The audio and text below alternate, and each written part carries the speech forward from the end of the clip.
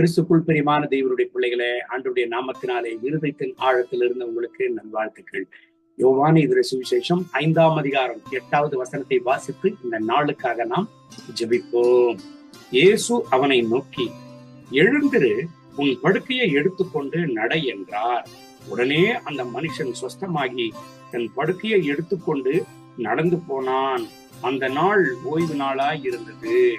தேவனுடைய பிள்ளைகளை, எருசலேமிலே பெத்தெஸ்தா என்னப்படுகிற ஒரு குளம் இருக்கிறது. இன்றைக்கும் அந்த குளம் இருக்கிறது. ஆண்டவராக இயேசு கிறிஸ்து ஊழியம் செய்து கொண்டிருந்த நாட்களில அந்த பெத்தெஸ்தா குளத்தின் அன்னைக்கு கடந்து செல்லுகிறார். அந்த பெத்தெஸ்தா குளத்தினுடைய விசேஷம் என்ன தெரியுமா? தேவ தூதன் அந்த குளத்தை கலக்க வரான்.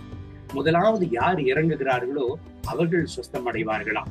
என் அன்பு தேவனுடைய பிள்ளைகளை, குருடர்கள், வியாதியஸ்தர்கள், குஷ்டரோகிகள், என்ன வியாதியா இருந்தாலும் முதலாவது யார் இறங்குகிறார்களோ அவர்கள் சுஸ்தம் அடைவார்களாம்.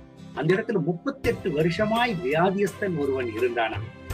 ஆனால் அவன் சுகமாக அவனுக்கு வாய்ப்பே கிடைக்கவில்லை. காரணம், ஒருவனும் அவனுக்கு உதவி செய்ய யாருமே இல்லை. கொண்டு போய் குளத்தில் விடுகிறதற்கு யாருமே இல்லை. ஆண்டவராய் இயேசு கிறிஸ்து அந்த இடத்திற்கு கடந்து செல்கிறார். இந்த 38 வருஷமாய் வியாதியாய் கிடக்கிற மனுஷனை பார்த்து ஆண்டவர் கேட்கிறார், நீ சுகமாக விரும்புகிறாயா என்று ஆண்டவர் கேட்கிறார். அந்த 38 வருஷமா வியாதியா இருந்த மனுஷன் சொல்லுகிறான், ஆண்டவரே, என்னை கொண்டு போய் விடுகிறதற்கு யாருமே இல்லை. என் அன்பு தேவனுடைய பிள்ளைகளை, அவனுடைய வேதனையை, அவனுடைய வியாகுலத்தை வெளிப்படுத்துகிறான். பாருங்க, எனக்கு உதவி செய்ய யாருமே இல்லை ஆண்டவரே, எனக்கு உதவி செய்ய யாருமே இல்லை. ஆகவே தான் 38 வருஷ காலமாய் இந்த இடத்திலேயே என்னுடைய வாழ்க்கையை நான் கழித்து விட்டேன் என்று அவனுடைய வேதனையை வெளிப்படுத்துகிறான். இந்த கால வேளையில என் அன்பு தேவனுடைய பிள்ளைகளை, இந்த கர்த்தருடைய வார்த்தைகளை நீங்கள் கேட்டுக்கொண்டிருக்கிறீங்க. ஒருவேளை நீங்கள் சொல்லலாம், எனக்கு உதவி செய்ய யாருமே இல்லை, என் வாழ்க்கையை இப்படியே கடந்து போய் விட்டது, என்னை விசாரிக்க யாரும் இல்லை, எனக்கு உதவி செய்ய யாரும் இல்லை, எனக்கென்று என்னை தேடி வர யாருமே இல்லை. கலங்கி கொண்டிருக்கிறீங்களா? இங்க நடந்தது என்ன? ஆண்டவராய் இயேசு கிறிஸ்து அவருடைய இருதயத்தின் வேதனையை அறிந்தவராய், தனிமையை அறிந்தவராய் அவனிடத்துல கடந்து செல்லுகிறார்.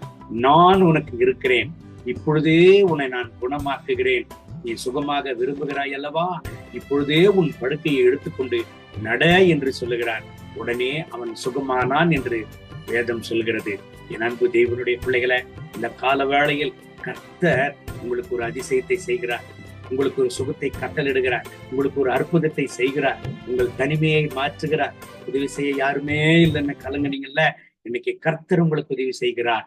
இந்த கால வேளையில் கண்களை மூடி உங்களுக்காக ஒரு நிமிஷம் நான் ஜெபிக்கட்டுமா?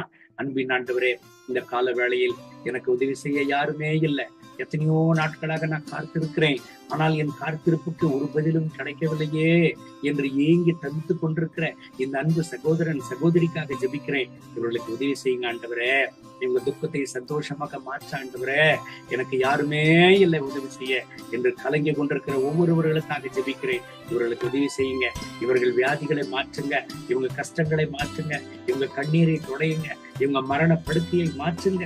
இப்பொழுதே ஒரு அற்புதத்தை செய்யும், இவங்க துக்கத்தை சந்தோஷமாக மாற்றும். மகிமை கனம் துதி உமக்கே, இயேசுவின் நாமத்தில் கேட்கிறோம் நல்ல பிதாவே. ஆமென், ஆமென். May God bless you. Have a blessed day.